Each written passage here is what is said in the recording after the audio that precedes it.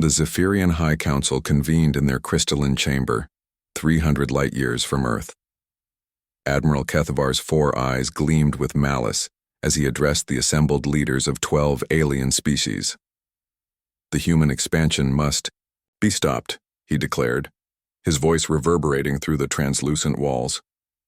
Their leader, Director Sarah Chen of the Terran Colonial Authority, has united their species in ways we deemed impossible. She has turned their chaotic nature into their greatest strength.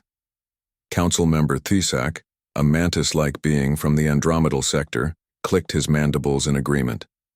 Our intelligence reports indicate she has orchestrated the peaceful integration of 47 human colonies. No other species has achieved such unity across such distances, which is precisely why she must be eliminated, Kethavar continued. I propose we send our finest assassins. The humans will never expect coordinated strikes from multiple species. The vote was unanimous. Sarah Chen stood on the observation deck of Luna Station, watching Earth rotate slowly below. At 52, she had dedicated her life to ensuring humanity's survival among the stars. Her silver hair was pulled back in a practical bun, and her dark eyes held the weight of leading 8 billion souls across dozens of worlds. Ma'am, her aide Marcus whispered, approaching with a concerned expression. Security has detected unusual movement in several sectors. Our deep space sensors are picking up unidentified vessels. Sarah nodded calmly. How many? 17. Different ships all approaching from different vectors. They're not responding to hails. Assassins, Sarah said matter-of-factly. I've been expecting this. Marcus blinked in surprise. Ma'am? The Galactic Council fears human expansion. They've tried economic sanctions, diplomatic pressure, even small skirmishes at our border colonies. Assassination was the logical next step. She turned from the viewport. Alert all security teams. Implement Protocol 7. The one where we show them why humans survived the evolutionary crucible of Earth, Sarah finished, with a slight smile. The first assassin was a void walker from the Kepler system, a being of living shadow that could phase through solid matter. It materialized in Sarah's private quarters at 0300 hours, expecting to find her sleeping. Instead, it found Staff Sergeant Rodriguez waiting with a modified plasma rifle loaded with photon charges. The weapon's light burst, tore through the shadow being before it could fully materialize. Target neutralized, Rodriguez reported into his comm.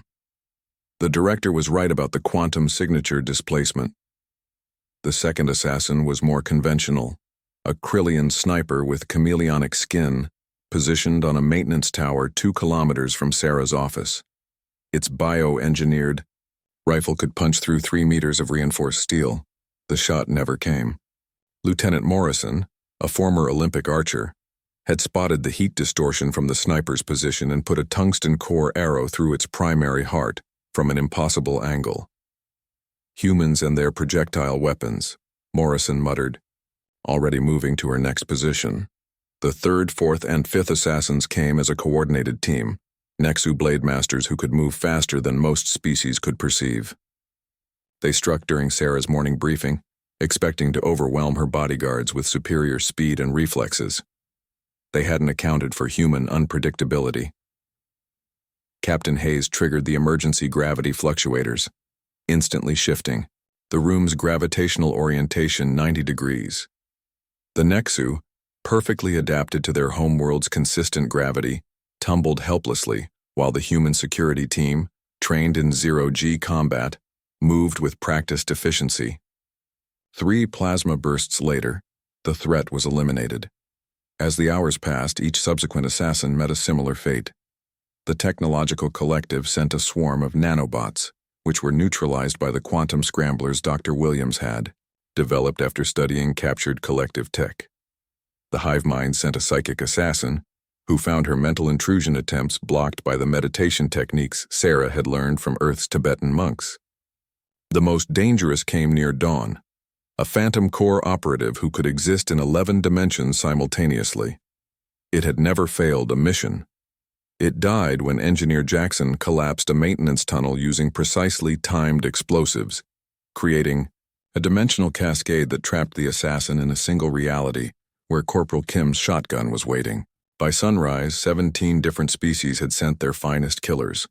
17 different corpses were being cataloged by Luna Station's forensics team.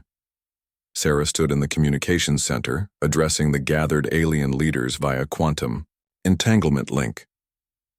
Behind her, the evidence was unmistakable. Their best assassins had not merely failed, they had been systematically outmaneuvered by humans who seemed to anticipate every tactic. "Honored council members," Sarah began, her voice carrying across the galaxy, "I believe you sent me some gifts. Unfortunately, they were all defective. Perhaps you'd like to examine our return policy." The camera panned across the bodies of beings that had been legends in their respective civilizations, killers whose very names were whispered in fear across multiple star systems.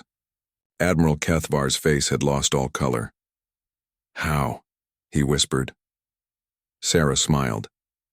"You made a fundamental error in your understanding of humanity. You assumed we succeeded despite our chaotic nature. The truth is, we succeeded because of it. Every human thinks differently. Every human adapts differently. Every human fights differently. You sent assassins trained to counter specific behaviors, specific patterns." She gestured to her security team, who had gathered behind her. "Sergeant Rodriguez is a quantum physics expert who became a soldier. Lieutenant Morrison trained in ancient Earth archery before joining Stellar Security. Captain Hayes grew up in asteroid mining colonies where gravity was optional. Each of them thought of solutions your assassins never encountered, because no other species produces such diverse tactical thinking." The communication channel fell silent. "Furthermore," Sarah continued, "each assassination attempt was shared instantly across our entire colonial network. 47 worlds now know exactly how to counter every technique you just employed. You haven't just failed to eliminate one leader, you've made our entire species more dangerous." She leaned forward. "Perhaps it's time we discussed trade agreements instead of warfare. Humans prefer cooperation, but as you've discovered, we're exceptionally good at the alternative." The transmission ended. Across the galaxy, alien leaders stared at dark screens, finally understanding why humanity had spread so far, so fast. They had tried to cut off the head of the human serpent, only to discover they were dealing with a hydra that learned from every wound.